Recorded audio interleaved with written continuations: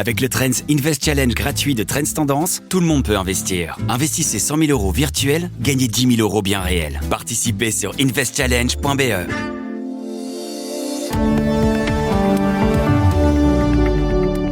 Merci de vous informer avec Trends Canal Z. Tout de suite, retrouvez Z sur 7, votre podcast quotidien. Nous sommes aujourd'hui le 23 avril. Votre podcast aujourd'hui est écrit par Rémi Bernard et animé par Béatrice Marlier. Bonjour et bienvenue dans Z sur 7. Au programme de votre actualité, le récent décès du pape François est sur toutes les lèvres. Il est souvent reconnu comme un pape attentif aux plus démunis. Dans cet épisode, retour sur l'impact de son pontificat sur l'économie du Vatican, marqué par des actions concrètes pour assainir le Saint-Siège. Il a commencé par réduire de 10% les salaires des personnes les mieux payées. Retour en Belgique où le ministre des Finances, Jan Jan Bon, s'en prend aux contribuables qui contournent la taxe sur les comptes titres. Quand vous avez un compte titre d'1 million d'euros, vous payez 0,15% de taxe. Dans la suite de votre épisode, nous dressons l'état des lieux des énergies renouvelables en Belgique. Enfin, nous reviendrons sur l'impact de l'annonce du décès du pape sur les marchés financiers. Vous écoutez Z sur 7, le podcast économique de Trends Canal Z.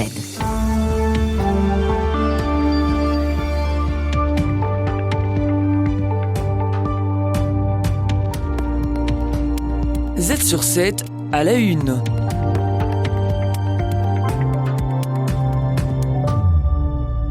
Jacques Gallois, entrepreneur et investisseur originaire de Liège, est administrateur de plusieurs sociétés et ancien directeur financier de VS. Il est également le fondateur de la radio chrétienne RCF Belgique. Intéressé de près par le pontificat du pape François, il s'est particulièrement attaché à la manière dont ce dernier aborde les grandes questions économiques. On a affaire à un pape argentin qui a vécu les crises économiques assez fortes en Argentine. Il a connu l'hyperinflation et puis il est né dans une famille avec un papa comptable.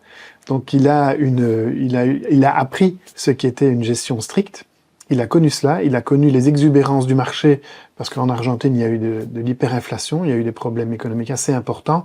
Donc tout ça a forgé une idée qu'il a d'une gestion saine de l'argent. Souvent accusé à tort de pencher vers le communisme, le pape François développe en réalité une pensée économique chrétienne classique teintée par son parcours argentin. Pour lui, l'argent ne doit pas être un maître, mais rester un serviteur. Le pape a développé sa pensée au travers de quelques textes majeurs, notamment le texte qui s'appelle « La joie de l'Évangile », dans lequel il dénonce les excès du capitalisme et il dénonce en tout cas la soumission des êtres humains aux logiques de marché et de la main invisible. Il a également écrit un texte qu'il appelle « Loué sois-tu Seigneur Jésus », qui est le début de la prière de Saint François, dont il a pris le nom, Saint François, l'apôtre des pauvres.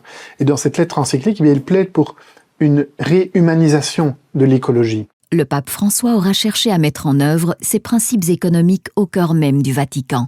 En dépit de résistances importantes, il a joué un rôle clé dans l'instauration d'une plus grande transparence au sein de la cité-État, longtemps secouée par des scandales financiers. Il a commencé par réduire de 10% les salaires des personnes les mieux payées. Alors bien payées au Vatican, c'est 4 à 5 000 euros par mois. Ce ne sont pas non plus des salaires mirobolants. Il a également fait remettre de l'ordre dans la banque du Vatican, une banque dans laquelle il y avait des comptes un peu douteux, etc. Donc il a nommé des experts internationaux pour venir s'en occuper. Ils ont fermé plus de 5 000 comptes. Et puis il a également restructuré le fonds de pension du Vatican et puis les appels d'offres. Le pape François a lancé d'importants chantiers, mais son œuvre reste inachevée. Son successeur devra encore relever de nombreux défis pour poursuivre la réforme et assurer une transparence accrue des finances du Vatican.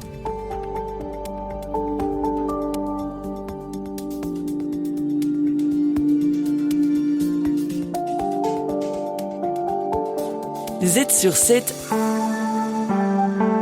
à la une. Le ministre des Finances, Jan Jan Bon, s'en prend aux contribuables qui contournent la taxe sur les comptes titres. En toile de fond, un constat préoccupant de la Cour des comptes. Cette taxe rapporte de moins en moins à l'État, alors même que la valeur des titres comme les actions, les obligations ou les trackers continue d'augmenter. L'accord de Pâques prévoit ainsi de nouvelles mesures destinées à renforcer le cadre de cette taxe, instaurée il y a 4 ans. Sabrina Scarna, avocate fiscaliste. La taxe sur les comptes titres, c'est une taxe d'abonnement. Donc, dès qu'une personne a un compte qui comporte des titres, qui dépasse le 1 million d'euros en moyenne, eh bien, il doit payer 0,15. Un peu comme quand vous payez votre taxe de mise en circulation, quand vous avez une voiture. Quand vous avez un compte titre d'1 million d'euros, vous payez 0,15% de taxe. Parmi les techniques utilisées pour contourner la taxe sur les comptes titres, certaines sont devenues courantes. Ouvrir un deuxième compte dès que l'on approche du seuil d'1 million d'euros, ou encore convertir ces titres en actions nominatives qui échappent plus facilement à la taxation. Jusqu'à présent, ces pratiques restent parfaitement légales. Mais à partir du 1er juillet, les contribuables devront en justifier les raisons auprès du fisc, sous peine de sanctions. La loi va dire que le fait de couper un compte titre en deux ou le fait de les convertir en titres nominatifs est en soi abusif. On présume que c'est abusif. Et le contribuable pourra venir dire que ce n'est pas pour éviter l'impôt qu'il a pris cette mesure. Et comment le gouvernement va-t-il savoir que l'opération a eu lieu ? C'est là qu'évidemment, on crée une obligation de déclaration. Donc, par exemple, l'intermédiaire financier, la banque, devra avertir de ce que le contribuable a ordonné de scinder un compte. Grâce à ces nouvelles mesures, le gouvernement espère récupérer 50 millions d'euros supplémentaires cette année, en plus des 400 millions déjà collectés. Ces actions s'inscrivent dans la volonté de faire contribuer davantage les épaules les plus larges.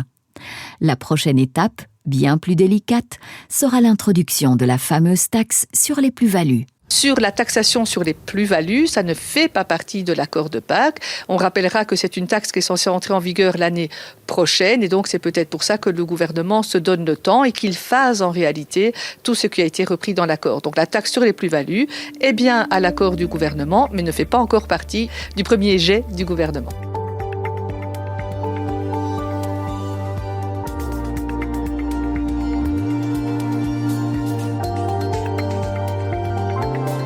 Z sur 7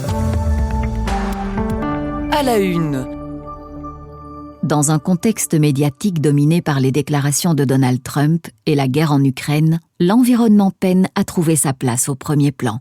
Pourtant, la transition énergétique demeure plus urgente que jamais. En matière d'énergie renouvelable, l'Europe, la Belgique et la Wallonie accusent un net retard alors que les enjeux climatiques, économiques et géopolitiques rendent cette transition incontournable pour les années à venir. Écoutez Ivan Verhoekstraat, le président des engagés. C'est fondamental au niveau de notre compétitivité. On voit bien qu'aujourd'hui, l'énergie est beaucoup trop chère en Europe. C'est aussi indispensable au niveau de la défense.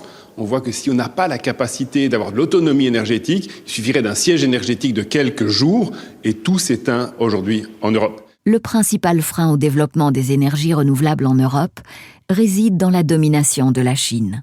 Le pays est aujourd'hui le premier investisseur mondial dans ce secteur, notamment dans le photovoltaïque et l'éolien. Cette avance technologique et industrielle rend difficile la compétitivité de l'Europe face à des prix chinois imbattables et une production de masse largement subventionnée par Pékin. La Chine, elle a une stratégie très très claire, elle gagne, elle fait du dumping, elle gagne la compétition et puis elle écrase, elle casse des filières. Une fois qu'on a cassé une filière, ça prend énormément de temps pour la reconstruire et donc là, il y a une marge qui peut se créer. Demain, il risque d'y avoir encore plus de ce type de concurrence avec le marché américain qui risque de se fermer et une déferlante de produits chinois ici en Europe. Donc plus que jamais, on doit absolument être moins naïf et protéger correctement nos industries. Pour protéger efficacement nos industries des distorsions de concurrence, la première étape consiste à harmoniser les règles. Aujourd'hui, il existe presque autant de normes européennes que d'États membres, ce qui engendre des coûts d'adaptation considérables pour les entreprises. Ensuite, il est essentiel de définir une politique cohérente en matière de protectionnisme et d'ouverture des frontières. Sans vision claire à ce niveau, l'Europe risque de continuer à subir la concurrence déloyale plutôt que d'y répondre de manière structurée. Étienne de Calataille, économiste. Il ne faut ni totalement les ouvrir, ni totalement les fermer. Moi, je suis pour qu'on les ouvre largement, mais en imposant des conditions sociales et environnementales, de telle sorte que les productions chez nous ne soient pas défavorisées par rapport à des productions venant d'autres pays, Chine ou pas Chine, qui ne répondraient pas aux mêmes exigences. Mais ne rêvons pas, ce n'est pas en fermant totalement les frontières que nous assurerons notre robustesse. Parallèlement, il est crucial d'accélérer le développement des énergies renouvelables sur notre territoire. Du côté wallon, 2,5 milliards d'euros seront investis d'ici 2029 par Wallonie Entreprendre. Parmi cette somme, 700 millions seront spécifiquement alloués à la réindustrialisation de la région, avec un accent particulier sur les secteurs liés aux énergies renouvelables. Olivier Bouchat, pour Wallonie Entreprendre. Ces entreprises, elles doivent exister sur des chaînes de valeur stratégiques comme l'hydrogène, la photovoltaïque ou encore les batteries. Et notre rôle est d'investir pour pouvoir développer ces filières en comptant sur le tissu économique wallon qui est majoritairement constitué de PME. Et donc il faut intégrer ces PME dans des écosystèmes structurés autour de nos grandes entreprises industrielles. Le gouvernement wallon joue un rôle clé dans l'accélération de la transition énergétique, mais certaines décisions ont freiné les progrès. La suppression des aides financières aux panneaux solaires a considérablement ralenti leur développement, tandis que pour l'éolien, ce sont principalement les lourdeurs administratives liées à l'octroi des permis qui bloquent encore son expansion. Z sur 7, les dessous du pouvoir. Peter de Keyser, économiste et entrepreneur, fait le lien entre entrepreneuriat et politique.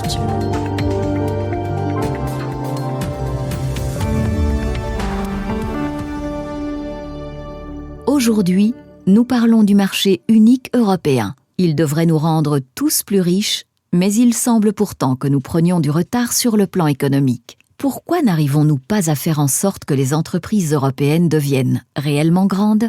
Et plus important encore, que pouvons-nous y faire ? Première question. Commençons par les faits. Quelle est l'ampleur de la différence entre l'Europe et, par exemple, les États-Unis en matière d'entreprises prospères ? La différence est tout simplement frappante. Si vous demandez aux gens de citer 5 entreprises européennes de moins de 50 ans, cotées en bourse et valant plus de 10 milliards d'euros, la plupart du temps, ils ne savent pas quoi répondre. Aux États-Unis, en revanche, on cite sans peine 5, 10 ou 20 entreprises. Nvidia, Meta, Amazon, etc. Ce n'est pas parce que les Européens sont moins intelligents ou moins innovants. Nous avons beaucoup de talent. Le problème réside dans la capacité à croître. Les entreprises européennes sont bloquées beaucoup plus rapidement, tout simplement parce qu'elles opèrent dans une mosaïque de systèmes. Chaque pays a ses propres taux de TVA, ses propres procédures juridiques, ses propres lois sur la faillite. C'est comme si l'on commerçait entre des pays et non au sein d'un seul marché. Un entrepreneur qui veut étendre une entreprise de la Belgique à l'Allemagne se heurte rapidement à autant d'obstacles que s'il voulait étendre de la Belgique au Brésil. Deuxième question. Mais nous avons déjà un marché intérieur depuis des années, non ? Qu'est-ce qui nous empêche de le faire fonctionner réellement ? Alors, en théorie, le marché intérieur existe depuis longtemps, mais en pratique, il est encore fragmenté. Et c'est parce que l'harmonisation, l'alignement des systèmes, progresse très lentement. Chaque pays considère son propre système comme quelque chose de sacré, une expression de sa souveraineté. Prenez les impôts. Chaque pays pense que son système fonctionne le mieux. Et dès qu'il est question d'uniformisation, les politiciens craignent de perdre des électeurs. De plus, les intérêts économiques entre les États membres sont extrêmement divergents. Ce qui fonctionne pour les grandes puissances industrielles comme l'Allemagne se heurte aux intérêts d'économies, par exemple agricoles, comme la Bulgarie ou la Roumanie. La conséquence, tout le monde réclame davantage d'Europe, mais personne n'ajoute que cela signifie aussi moins d'autonomie nationale. Dès que cela devient concret, dès qu'il s'agit d'impôts, de législation, tout s'enlise. Et dans cette impasse, nous perdons du temps, de l'argent et des opportunités. Pour les entrepreneurs et surtout pour les startups, c'est désastreux. Ils doivent s'adapter à 27 administrations, règles et procédures différentes. Les seuils sont si élevés que de nombreuses entreprises prometteuses ne se développent pas ou s'expatrient tout simplement aux États-Unis où il y a un seul marché, un seul ensemble de règles et où l'on peut donc croître beaucoup plus rapidement. Troisième question. Nous sommes donc pris en étau entre la fragmentation et une harmonisation irréalisable. Quelle est donc la solution viable ? Alors, selon moi, nous devons cesser de continuer à essayer d'harmoniser par la voie classique. Cela prend des décennies, nous n'avons pas ce temps. Ce dont nous avons besoin, c'est une voie alternative. C'est pourquoi je propose ce qui suit. Créons un 28e système, un cadre fiscal et juridique européen propre, avec sa propre fiscalité, ses propres règles, auxquelles les entreprises pourront adhérer volontairement. Ce système devrait être plus simple que ce que nous connaissons actuellement, avec une bureaucratie minimale, des impôts bas et forfaitaires, des formes de société modernes et un ensemble de règles claires. Pas de contraintes, pas d'harmonisation, mais la liberté de choix. Les entreprises peuvent décider elles-mêmes si elles souhaitent s'organiser sous ce nouveau système européen. Voyez ça comme une sorte de zone économique spéciale, mais au niveau européen. Les entreprises adopteront massivement ce système, non parce qu'elles y sont obligées, mais parce que c'est mieux. Et si les États membres constatent que les investissements et l'activité se déplacent vers ce nouveau système, alors une pression positive se créera d'elle-même pour réformer les systèmes nationaux. La concurrence comme levier de progrès. L'Europe n'a pas besoin d'attendre le consensus. Nous pouvons créer dès maintenant un espace de croissance en offrant aux entrepreneurs un meilleur choix. Un 28e système peut sembler peu orthodoxe, mais il est réaliste, rapidement réalisable et basé sur la liberté de choix. Et c'est peut-être précisément ce dont l'Europe a besoin pour retrouver sa confiance économique. Pas une révolution, mais une évolution de l'intérieur. Car si nous continuons à faire ce que nous avons toujours fait, nous continuerons à obtenir ce que nous avons toujours obtenu. Les meilleurs experts boursiers vous proposent des analyses des marchés internationaux, des conseils avisés et les dernières tendances économiques. Z sur 7, expert boursier. Guillaume Duchesne de la Banque Transatlantique évoque 2 événements marquants du week-end de Pâques. La baisse du dollar et le décès du pape François. Concernant ce dernier, les impacts sur les marchés sont peu clairs. Les choix et la communication du Vatican pourraient influencer les investisseurs, mais les faits restent incertains. Alors, si on commence par le dollar, alors c'est une baisse qui a été continue. On a 1,15 maintenant vis-à-vis de l'euro. Donc, c'est quand même une baisse conséquente parce qu'on était quasiment à la parité au début de l'année. Donc, c'est plutôt 10-11% de baisse du dollar, qui avait commencé avec les inquiétudes sur l'activité économique aux États-Unis, avec le ralentissement de l'activité et une crainte d'une récession, qui s'est accéléré évidemment avec les droits de douane le 1er avril, le 2 avril. Et donc là, il y a eu un effet assez négatif sur le dollar. Ouais. Et ça continue. Outre le dollar, la communication du Vatican a-t-elle eu un impact sur les marchés boursiers ?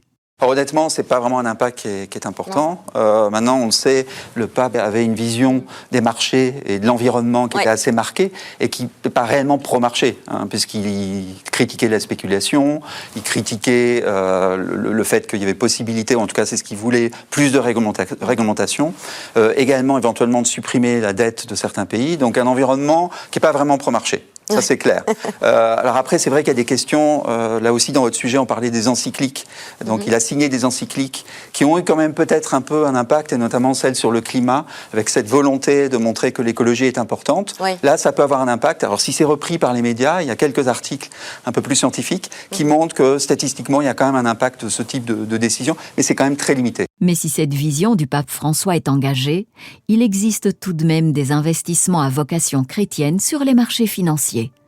Comment se comporte-t-il ? Ah ben là, c'est intéressant parce que c'est de voir un petit peu, parce qu'il y a effectivement des indices qui reprennent un petit peu la doctrine de l'Église, donc qui vont éliminer un certain nombre de secteurs qui sont jugés comme inadaptés par rapport à cette doctrine. Donc on retrouve la pornographie, les jeux, également sur la santé. Il y a pas mal de questions sur la recherche sur les cellules souches. Et la santé, c'est un secteur qui en 2024 a extrêmement mal performé. Il y a eu le fait de déstockage après Covid, donc la sortie du Covid a été difficile pour le secteur. Et puis, évidemment, maintenant, il y a la nomination de Kennedy en tant que ministre aux États-Unis. Donc, tout ça a eu un effet assez négatif sur la santé. Et donc, la repondération sur d'autres secteurs comme par exemple les financières, ont eu un avantage éventuellement sur ce type d'indice. C'est tout pour aujourd'hui. Merci à tous et à toutes de nous avoir écoutés. On se retrouve demain avec plus d'analyses sur l'actualité dans un nouvel épisode de Z sur 7. Et de quoi parlerons-nous demain, Béatrice ? C'est moi-même que vous retrouverez à la présentation de l'épisode de demain. En complément de votre tour de l'actualité économique, nous reviendrons sur la une du magazine Trends Tendance. Merci de nous avoir écoutés et au plaisir de vous retrouver demain.